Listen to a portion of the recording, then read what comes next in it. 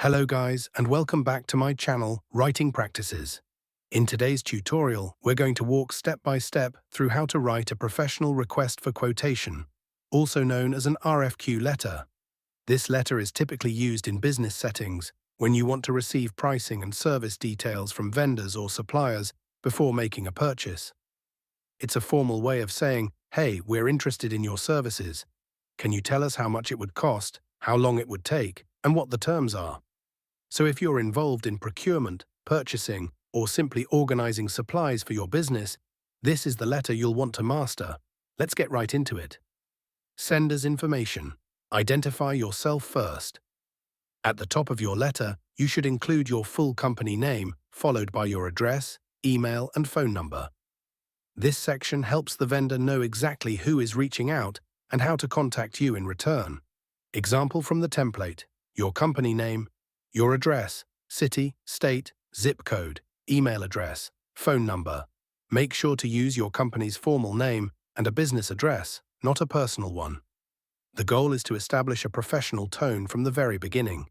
It also ensures there's no confusion about who the request is coming from, especially if the vendor receives multiple inquiries from different clients. Date. Always include the current date. The next part is simple but very important. The date of the letter. This tells the vendor when you initiated the request and helps them prioritize your inquiry. Including the date also establishes a formal record for both parties, especially when quotes have expiration dates or when follow-ups are needed.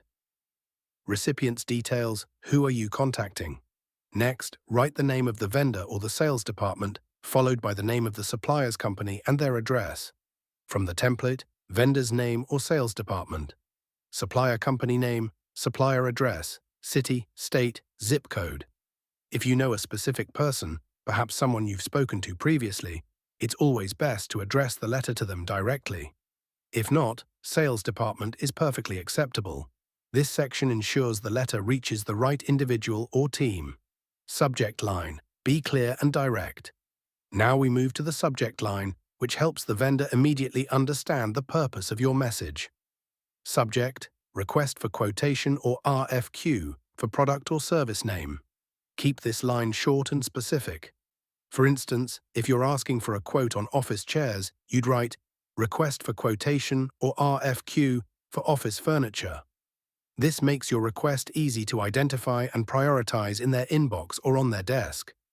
Salutation. Maintain professional courtesy. Start your letter with a respectful salutation. Dear vendor's name or sir or madam. If you have a contact name, use it here. If not, sir or madam works as a neutral professional greeting. This sets the tone for a respectful and formal exchange. Opening paragraph. Introduce your request.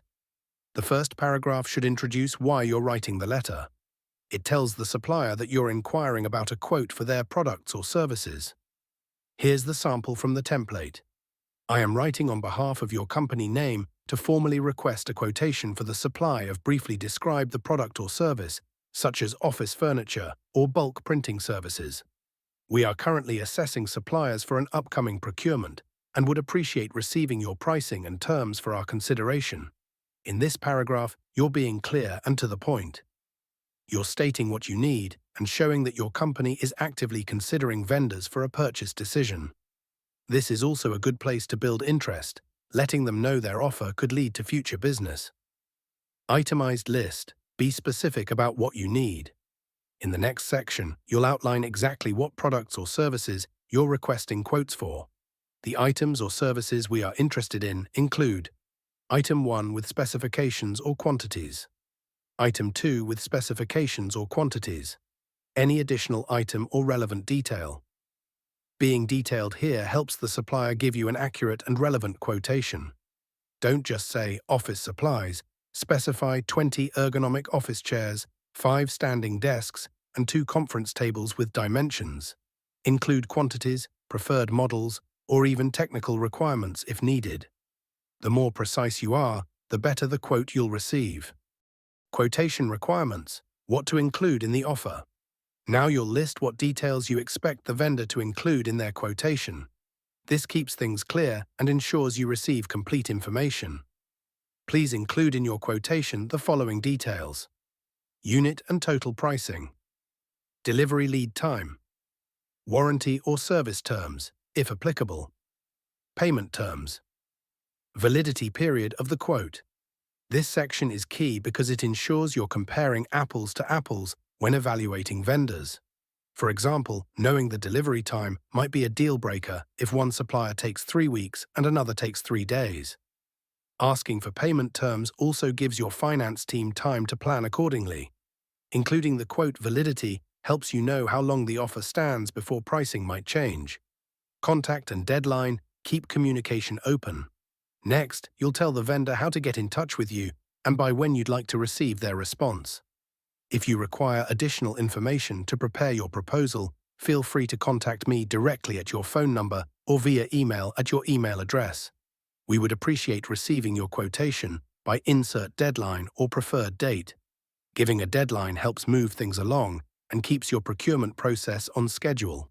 Also, inviting the vendor to contact you shows that you're open and available for any clarifications. This builds a cooperative tone, which is always good for business relationships. Closing paragraph: show appreciation. Before signing off, take a moment to thank the vendor for their time and attention. Thank you for your time and prompt attention. We look forward to your response. This might seem like a small gesture, but it shows respect and professionalism. A simple thank you helps maintain a positive tone, especially if you plan to work with this supplier long-term.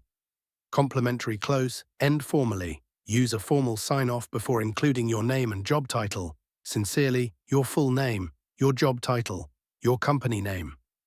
This wraps up your letter in a polished, business-like manner. If you're sending a physical letter, don't forget to include your signature above your name. And that's it. You've just completed a professional request for quotation letter, and as you've seen, it's all about clarity, courtesy, and detail. This letter isn't just a formality, it's an important part of your procurement process. A well-written RFQ letter not only helps you get accurate quotes, but also establishes a strong first impression with potential suppliers. If you found this tutorial helpful, don't forget to give it a thumbs up and subscribe to the channel, Writing Practices, for more step-by-step writing guides just like this. And if there's a specific business letter or writing format you'd like me to cover next, leave your suggestions in the comments. Thanks for watching, and I'll see you in the next video. Happy writing!